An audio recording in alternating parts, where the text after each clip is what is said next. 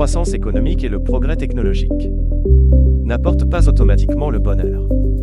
Ce n'est que lorsque l'on peut clairement percevoir le lien entre l'effort, la récompense et l'espoir que le mécanisme du bonheur s'active. Mais lorsque la distance avec l'espoir s'allonge, plus la civilisation avance, plus il devient difficile de générer du bonheur. As-tu déjà remarqué qu'enfant, recevoir une seule lettre pouvait te rendre heureux toute la journée? Alors qu'aujourd'hui, même si ton téléphone affiche 10 notifications, tu ne ressens qu'un agacement vague. Avant, attendre quelque chose suffisait à créer de l'anticipation. Aujourd'hui, même si tu as tout, tu ne ressens presque plus rien. Alors pourquoi les blind box sont-elles devenues si populaires? On ne sait même pas ce qu'il y a dedans. Mais ces quelques secondes des inconnus sont devenus l'un des rares moments où notre cœur bat encore un peu plus vite. Si même la joie doit désormais reposer sur l'inconnu, vivons-nous vraiment une vie plus pratique? Ou sommes-nous simplement devenus insensibles? Autrefois, il était vraiment facile d'être heureux. Tu savais clairement que si tu faisais quelque chose, tu recevrais bientôt une réponse. Étudier donnait de bons résultats. Travailler apportait des compliments. Et le monde t'envoyait un signal. Un simple « bien reçu ». Cela suffisait à rendre les gens satisfaits. Mais aujourd'hui, c'est différent. Tu travailles plus, tu endures davantage. Et pourtant les résultats ne viennent qu'après une longue attente. Une augmentation prend du temps, une promotion aussi. Et acheter une maison pour vivre tranquillement demande encore plus de patience. Souvent, même après avoir accompli ton travail, le résultat que tu espères n'arrive pas. Ce n'est pas que tu n'aies pas fourni d'efforts. C'est simplement que la distance entre l'effort et la récompense s'est brutalement élargie. La civilisation accélère, les standards montent. Et l'espoir semble toujours présent. Mais toujours quelque part devant. À un endroit que tu poursuis, sans jamais pouvoir atteindre. D'un point de vue de psychologie évolutive, les premiers humains mangeaient immédiatement après avoir chassé.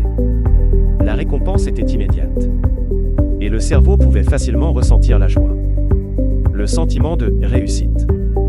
Le bonheur ne dépend pas de ce que tu possèdes, mais de la proximité entre ton effort et le résultat que tu peux réellement percevoir. Le problème moderne est en fait très simple. Dès que tu te réveilles, tu dois déjà répondre à des messages. Avant même de finir une tâche, la suivante attend déjà. Les outils évoluent sans cesse. Avant que tu apprennes à en maîtriser un, la version suivante est déjà là. Tu n'es pas paresseux. Il y a simplement trop de choses à gérer. Tu remarqueras que tu as de plus en plus de responsabilités. Le loyer, les dépenses, la performance au travail, les comparaisons, les deadlines.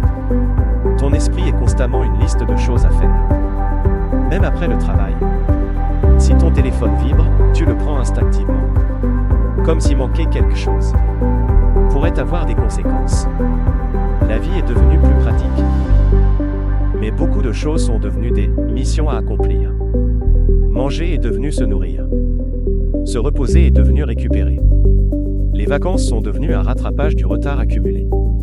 Tu fais énormément de choses chaque jour. Mais si tu te demandes quel moment t'a réellement procuré de la satisfaction, il est difficile d'en citer un seul. Le problème n'est pas que tu ne fais pas assez.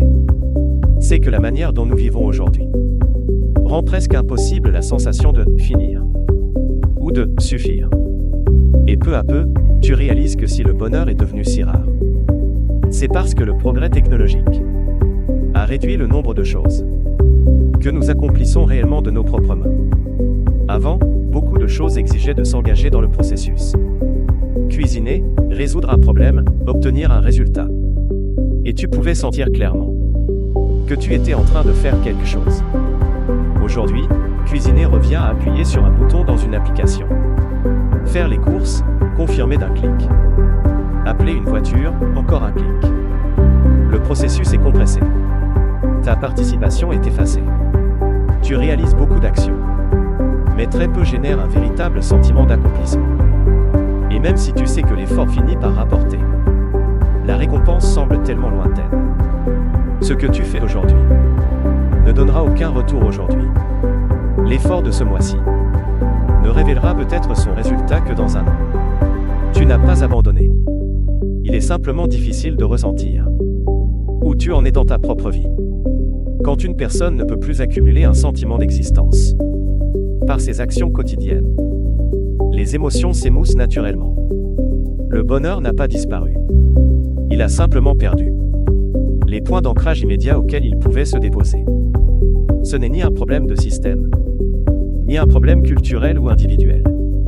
C'est la civilisation moderne elle-même qui affaiblit peu à peu le lien entre les gens et le processus